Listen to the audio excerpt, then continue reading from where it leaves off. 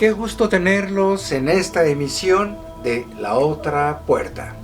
Nada más y nada menos que experiencias más allá de lo convencional.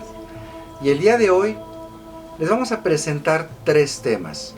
El primero, para entrar directo sobre él, se refiere a un relato que aparece en un libro que se llama Las calles de la Ciudad de México, de Luis González Obregón, que se refiere a un soldado filipino. Resulta que en el siglo XVII, en la Plaza de Armas, hoy Zócalo de la Ciudad de México, y frente a lo que es el Palacio Virreinal, hoy Palacio Nacional, en cierta mañana de un domingo, súbitamente la gente comenzó a reunirse en un punto de esta Plaza de Armas. Gente se reunía y la guardia del Palacio Virreinal, al darse cuenta que algo estaba sucediendo, fue a ver qué es lo que sucedía. Y gran sorpresa se llevaron cuando vieron que había un soldado desmayado, inconsciente y boca arriba, además investido con un traje de guardia, con armas que en Nueva España no se utilizaban. Les causó mucha sorpresa y la gente intentó reanimarlo. Una vez que él cobró su sentido, refirió a las preguntas que le formularon que él era un guardia militar que se encontraba protegiendo la puerta norte de la muralla de Manila. Manila en Filipinas, es decir, del otro lado del Océano Pacífico. Evidentemente la gente no le creyó, y menos la guardia, a pesar de que hablaba español. Recordemos que Filipinas también fue una colonia española en aquellos siglos. De tal manera que lo que hicieron los soldados de la guardia fue llevarlo ante las autoridades para que ellos supieran cómo manejar el caso, ya que si era real lo que él decía, sospecharon que era algo diabólico, un traslado desde Filipinas a Nueva España en un instante. Y bueno, fue llevado este soldado filipino ante las autoridades del Tribunal del Santo Oficio de la Inquisición de Nueva España para que estas autoridades determinaran qué es lo que iban a hacer con este extraño personaje. Al aferrarse él a su versión, las autoridades eclesiásticas sospecharon que sí había algo profano en lo que él decía, así que lo persuadieron, salvo tortura, a que dijese la verdad. Y él se mantuvo sereno y suplicó que aguardaran a que llegara la nao de China al puerto de Acapulco a traer noticias. La nao de China era una embarcación que justamente llegaba desde Asia al puerto de Acapulco para llevar productos de intercambio como especies, seda, joyas, pólvora y un sinfín de cosas más. De tal manera que el Tribunal del Santo Oficio, sabiendo que solo tenía que esperar un mes a la llegada de la nao, pues convenía esperar para que trajera noticias. ¿Pero qué noticias? El soldado filipino refería que días antes habían asesinado al gobernador de Manila y que por eso a él lo habían apostado en esa entrada de la muralla por cierto caos que comenzaba a efervecer. Y dado que en aquellos tiempos no había manera de tener noticias inmediatas como hoy las tenemos, salvo a través del correo marítimo que tardaba meses en ir de un lugar a otro, lo que se determinó fue simple y sencillamente esperar si las noticias que venían de la nao de China, que tardaba 6 meses, eran reales o simplemente era una alucinación de este soldado que tal vez merecería la ejecución por estar imbuido en fuerzas extrañas y diabólicas. Y bueno, concedieron la paciencia y una vez que llegó la nao de China a Acapulco y una vez que de Acapulco llegaron las noticias a la capital de Nueva España, verificaron que efectivamente había sido asesinado el gobernador de Manila, de tal manera que el Santo Oficio se extrañó mucho cómo era posible que un hombre hubiera viajado en un instante cruzando el Océano Pacífico para aparecer prácticamente frente al Palacio Virreinal de Nueva España.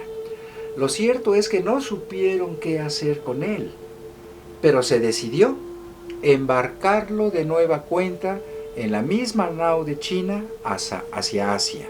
Pero él nunca regresó, nunca bajó de la embarcación. ¿Qué le sucedió a este extraño soldado? No se sabe. De tal manera que si tomamos esta referencia de esta obra, de este escritor mexicano, podríamos acoplarla a los tiempos de hoy para conocer que sí hay muchas personas que de pronto desaparecen y aparecen en otro lugar. Así que estas referencias históricas también sirven como peldaños para ir comprendiendo estos extraños sucesos. ¿Qué les parece? Y bueno, ahora vamos a otro lugar de nuestra República Mágica, y es nada más y nada menos que en la alta montaña guerrerense. Les voy a platicar una historia extraña, muy extraña. Se trata de un hombre muy humilde, que siempre se entregaba a las labores del campo. Es de una población que se llama Chichihuatlán, en la zona de la montaña alta. Muy cansado, él en algunas ocasiones estilizaba pasar a la cantina de la pequeña comunidad para tomar algo de aguardiente, confortar su cuerpo un poco e irse a reposar. He de mencionar que esa región es muy accidentada, tiene profundas barrancas, tiene lomeríos llenos de vegetación semidesértica, es poco amable, hay que saber caminar en ese tipo de sitios. Lo cierto es que este hombre, al llegar a la cantina, se encontró con algunos conocidos que estaban un tanto más que bebidos, y lo que le dijeron a este joven campesino fue: ten cuidado, porque se ha estado diciendo que ha habido apariciones cerca del pueblo. Han visto mujeres en forma de esqueletos con rostro de caballo, se han visto serpientes parlantes y cabezas voladoras. La gente tenía mucho miedo, pero este joven campesino no era muy dado a creer todo lo que le decían, de tal manera que él se tomó su aguardiente y caminó hacia su casa, para lo cual tenía que atravesar 2 barrancas. Después de salir de la primera, escuchó el llanto de un bebé, oía los lloriqueos, y él no quiso hacer mucho caso, pero su nobleza le hizo retornar y encontró un cesto de vara, tejido y cubierto con manta, con un bebé.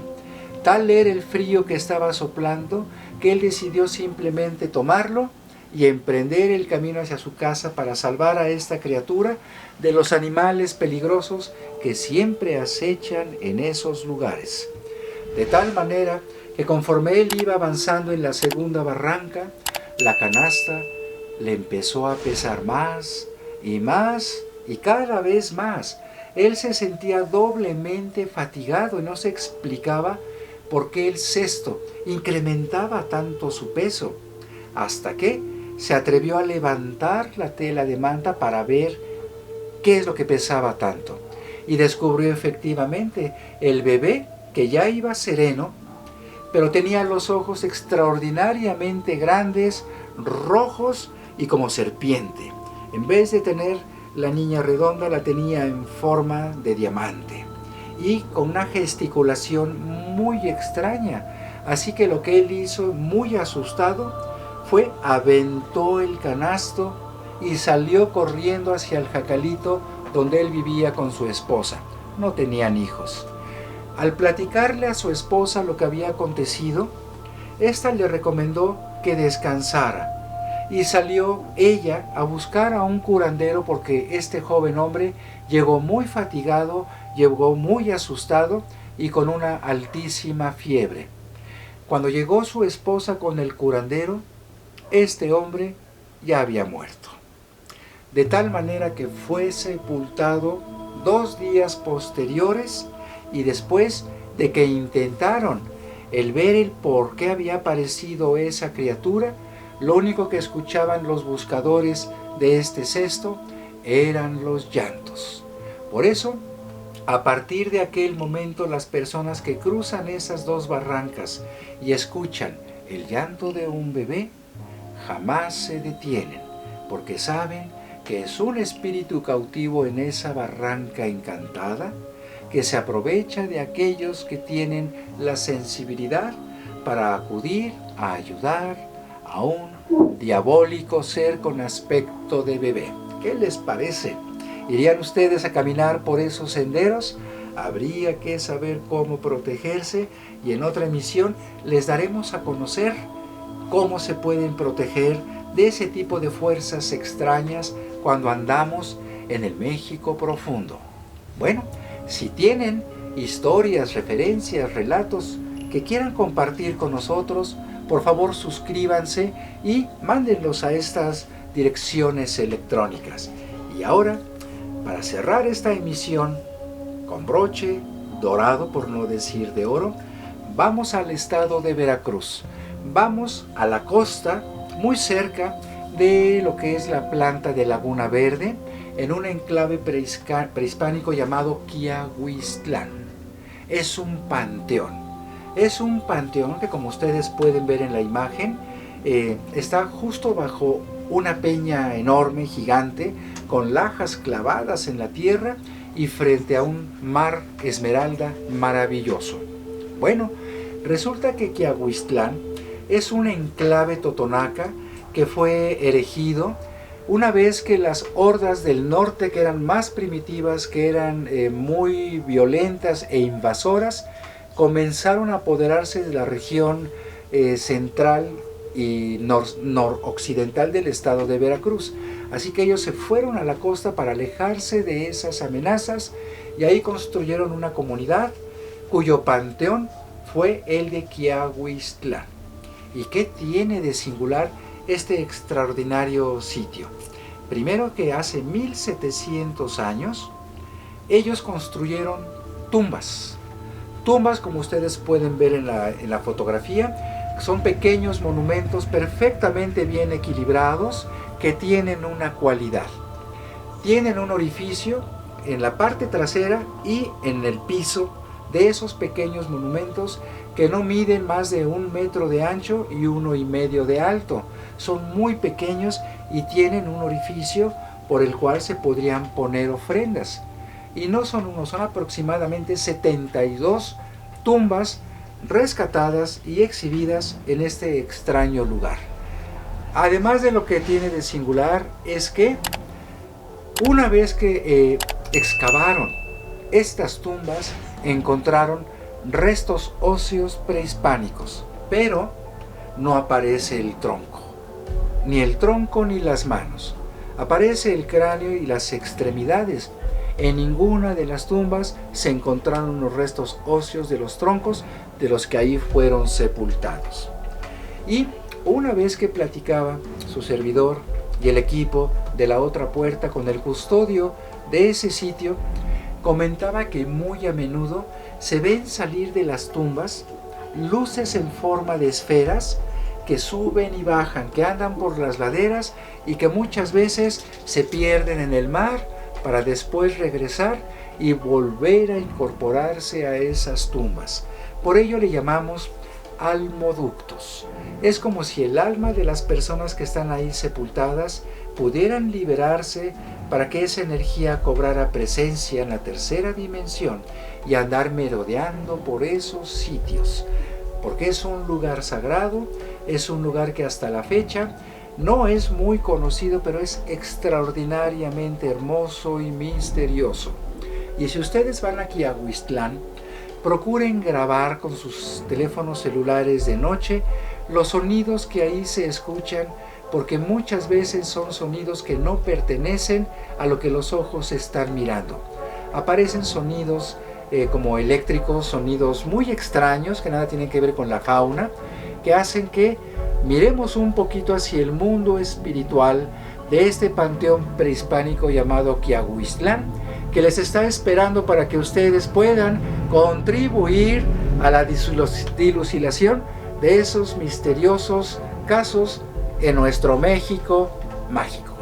Así que nos veremos en la próxima emisión y no olviden suscribirse, denle like y compartan por favor lo que aquí el equipo de La Otra Puerta siempre tenemos para ustedes. Hasta pronto, y si escuchan los lloriqueos de un bebé en el campo, verifiquen de qué se trata. Buenas noches.